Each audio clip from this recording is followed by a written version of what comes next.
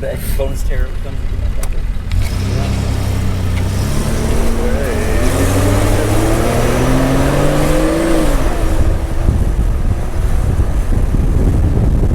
We're recording? How are we doing on battery? Ooh, dicey. Dicey on the battery. This one's going to be different because I went and played hockey earlier today, and now I'm kind of tired. I'm kind of sleepy. But we must press on. There is a place in Egypt called the desert. That's so dumb. I don't know how many of you are familiar with the White Desert, but it is probably one of the coolest parts of Egypt. I found it to be one of the coolest parts of Egypt. And I was fortunate enough to spend the night there. That's right, alone in the desert. Just a night in the desert. Let's go camping in the White Desert, shall we? Would you like to come with me? Let's do it. I should take this off. I look like a dick. It is 8 o'clock. We are going to the White Desert today, which is a 6-hour drive. We were promised big, comfortable buses. Alas, we got small, tiny vans, so that'll be awesome. But the White Desert, we're going to camp there. I don't know much about the White Desert other than if you go there, there's a lot of information you have to provide the police because they want to make sure you're extra safe. And that's what's holding us up, is the police are gathering details that I think our guide didn't have prepared. Basically our guide kind of got caught with his pants down, and the police are giving him a hard time because of that. The White Desert is kind of not allowed. And I didn't know why that was, and I have since learned it is because of a very tragic story. A group of Mexican tourists were in the White Desert. The Egyptian government was also simultaneously tracking some terrorists, some bad guys, some Daesh in the area. So they found the terrorists and they sent a helicopter to go shoot them. The Egyptian government did not know that there was a group of Mexican tourists there. And unfortunately, they mistook the group of Mexican tourists for the terrorists. And so they killed 11 of the 18. And that was a huge fiasco. And as you can imagine, there were a lot of repercussions. And there was the end result of that tragedy. There is a lot of bureaucracy of going to the White Desert now. You need to fill out a lot of forms, get a lot of permission, blah, blah, blah. We did not do that. So our departure was delayed quite a bit when word got out that we were going to the White Desert. So our day began probably 2 hours late because the police had to contact the military. It was just a huge ordeal. But eventually we went. And our trip started in a van off into the wilderness we went. So we made it all of 5 minutes, 8 minutes? No, not even 5 minutes, but we had to pull over because another van got pulled over for not having the right permit, and we're apparently a hot convoy. So everyone's paying special attention to us. So they're not letting Scott go. So we're sitting on the side of the road.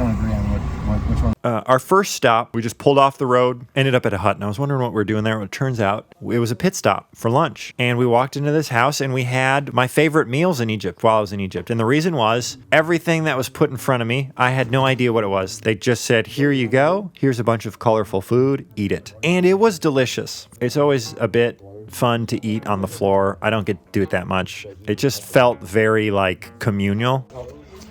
So the flies here are very aggressive, as you can see by the one climbing around my eye and on my nose.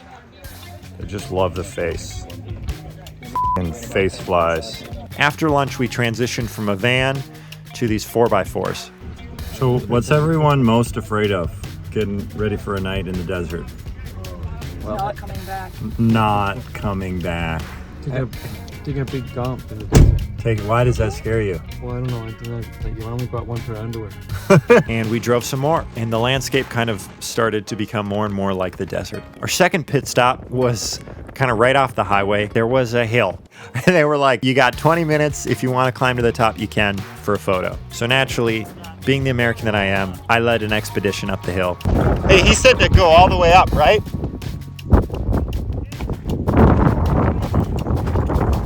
All right, we're going up.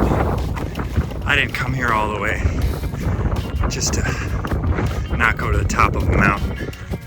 If there's any way to get an American to do something, it's to show them two options, an easier and a harder one. Maybe that's not true. I do not know that my Sperry's are gonna take me to the top here.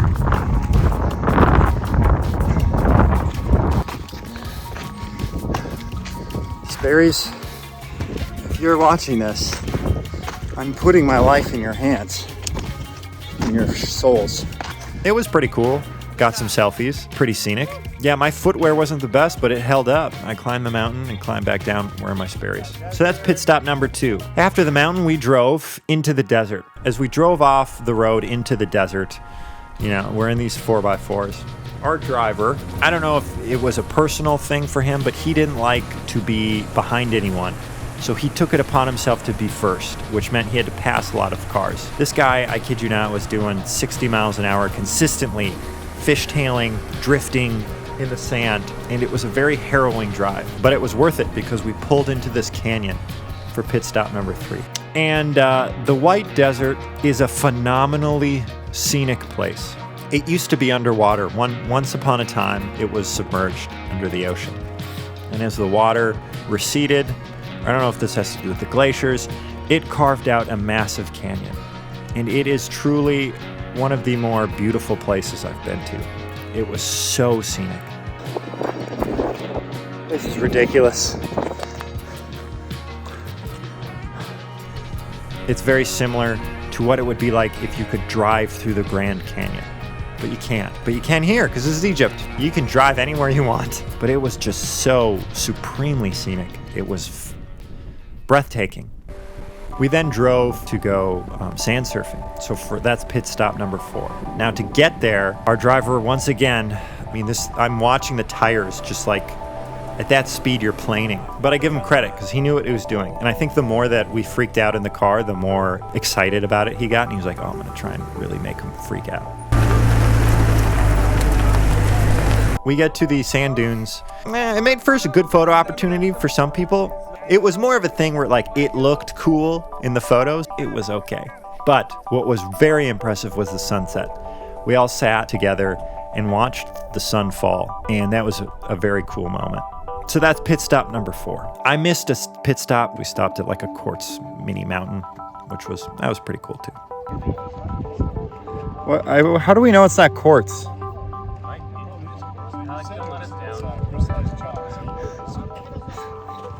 Sorry, it's crystal. Very valuable. After the sunset, we headed to camp. And we arrived, it was basically dark when we arrived. They set up the tents, and I elected to sleep outside under the stars. So we had a wonderful dinner. They lit a bonfire, and I kind of set up my bag maybe 30 yards from the fire. They started playing music. I kind of dozed in and out under the stars listening to this traditional music. It took a while to become silent because unfortunately the bonfire turned into a half-naked conga line, which with enough beer and enough Germans, anything can become a half-naked conga line. Shout out to Timo and all of his buddies. To continue the story, the next morning we had to wake up very, very early. So we woke up around 4 and left at 5. It turns out my body is not particularly accommodating when it comes to camel hair blankets because I woke up basically my eye was almost swollen shut. And I was a little nervous. At first I thought I had been bit by something because I remember as I was going to sleep, my eye just started itching furiously. But I stopped scratching it and I went to sleep. The next morning I woke up and it was just swollen. So we packed up, we had a wonderful breakfast and we left the White Desert. And once again, our driver was just ripping, doing 65 plus. He actually spun out, and along the way, another car got a flat tire. That was a whole thing. We ended up getting to the airport fine. The desert is such a beautiful place. And I've thought about this a bit. What's so beautiful about the desert is that it's such a remote and isolating place. When you think of the desert, things do not survive in the desert. So when you think of the desert, you think of death. I do. I think of grass not growing. I think of people getting stranded. dying of thirst. The desert is an intimidating and dangerous place, but it's also very beautiful. The sunset in the desert is beautiful. Nighttime, sleeping under the stars in the middle of the desert is one of my top things I've done recently. It just was such a profound feeling of tranquility. I think that comes from knowing that, like, you are isolated beyond isolated. And I remember it being in my sleeping bag, looking up at all these stars, and I could hear the echo from other camps as they were listening to music and talking. And it just all slowly died out until it's just silent. There's no sound whatsoever. And it reminded me a little bit of when I was camping with the Maasai in Kenya. There's this idea of, like, when you're exposed and you're vulnerable and you're at the mercy of nature, it makes you feel more connected to the land. And the White Desert was truly one of the more beautiful places I've been. And sleeping under the stars, aside from the swollen eye, was one of the highlights of my trip. So if you're ever in Egypt and you can go through proper protocol, I strongly suggest that you book a trip to camp in the White Desert, because it is a breathtaking experience. And figure out ahead of time if you're allergic to camel hair or not. But it is a remarkable place, a beautiful place, and extremely scenic. Bring your camera, bring your all-terrain Sperry's, because you're going to want to do some hiking and some climbing. Stay tuned for more adventures to be had. I'll see you in the next one. All right, bye. For Scott peeing.